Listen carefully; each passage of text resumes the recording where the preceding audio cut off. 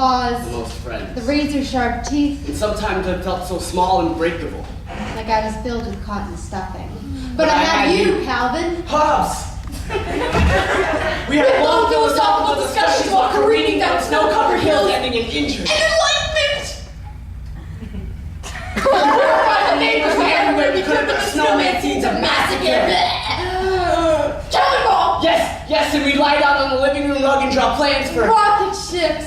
You were my best friend and my only companion. Somehow, I knew I would lose you when I turned 13 to an avalanche of basement boxes.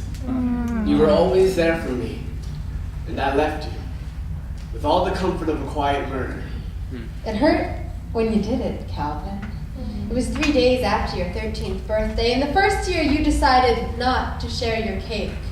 You had this dull look in your eyes that said your new vitamins Medication. was working.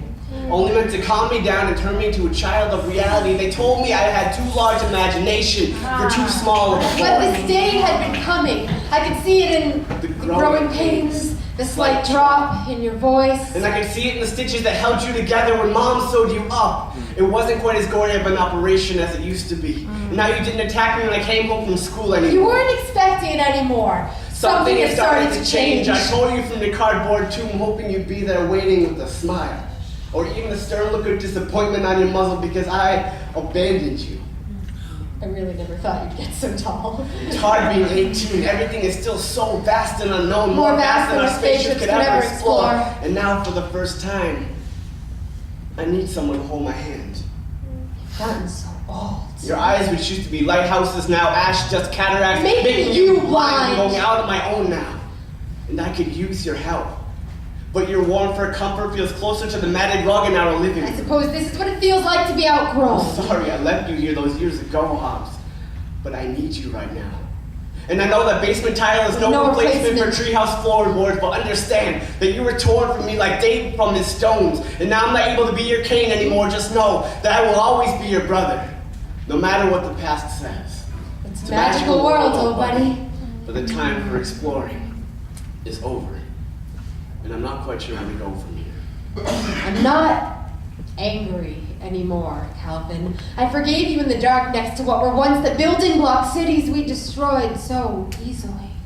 Alone, I forgive you, and I know you can't see that flicker in my eyes like you used to, and it's getting harder and harder to go back to the days of Spaceman Spitz, but if you could keep me around, maybe on the bed, I wouldn't mind at all if you passed me down. Let me show your kids that they can really fly and that I can really be a tiger. You're more human than anyone else I have ever met.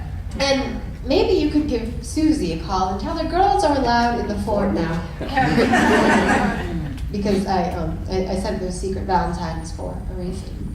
I wish we could go back, Calvin, but we can't. Please know that it was so much fun while it lasted, and I want your imagination to never go out. And if you need to move on now, it's okay, because for those few years, you gave me a purpose. Because for those few years, I never felt so alive.